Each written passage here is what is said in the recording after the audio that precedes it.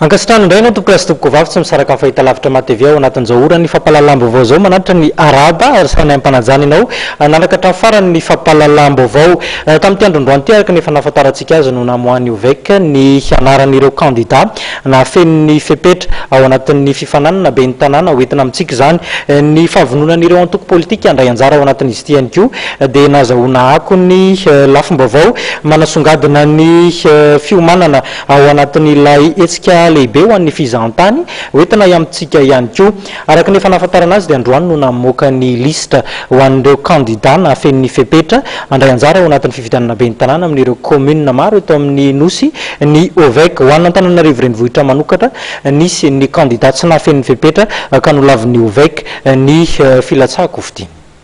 Listra sivy amin'ny folo nametraka ny antota taratasy filatsahan-kovidina be ny tanàna sy mpanolotsaina eto Antananarivo renivohitra no nahazo fankatoavana avy amin'ny OVEC. Nolavin'ny OVEC kosa ny filatsahan-kovidina ny listra avy amin'ny otrikafo izay tarihin'ny Rajona Andrianjaka. Ny tsy fanamariana fandoava-ketra avy amin'ny terim-bola-panjakana no antony voalaza fa tsy nandraisan'ny OVEC ny listra avy amin'ny otrikafo. Raha ohatra ataontsika hoe androany ka tsy tafavoaka mihitsy le izy dia tsy maintsy amoaka izay ny atao hoe certificat de refus.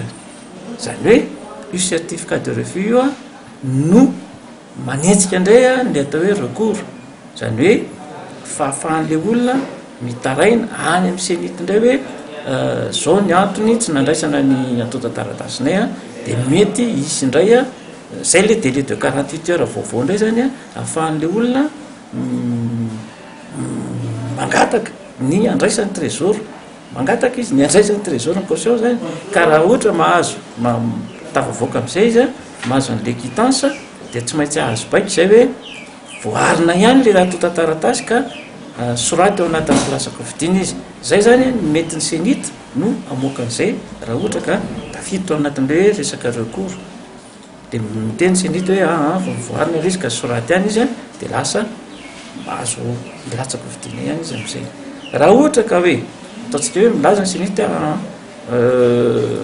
efa maty paikandro izy ozy ny trésor ka dia zay zany izy dia mbola afaka indray le olona mangataka any amin'ny tribunal administratif hoe tsy niraisin'ny trésor zahay noho ny zao antony zao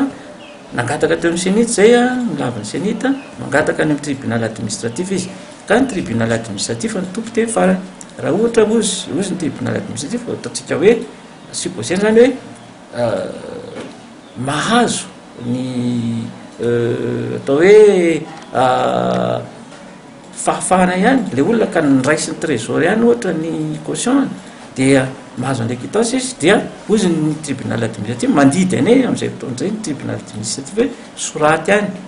Ankoatra ny tsy fananan'ny otrikafo ny fanamariana fandoava-ketra avy amin'ny terim-bola-panjakana anisan'ny teboka iray nandavan'ny OVEC ny antota taratasy filatsahan-kovidina ny listra tarihin'ny Rajona Andrianjaka ny tsy fahafenoan'ny antota taratasy sasatsasany takina amin'ny candidat ho mpanolotsaina ny tanàna. Raha ny fanazavana any amin'ny fiandohan'ny volana Jona no ivoahan'ny listra ofisialy ny candidat ho ben'ny tanàna sy mpanolotsaina izay totosaina ny faha 1 amin'ny 30 ny volana Jolay ho avy izao.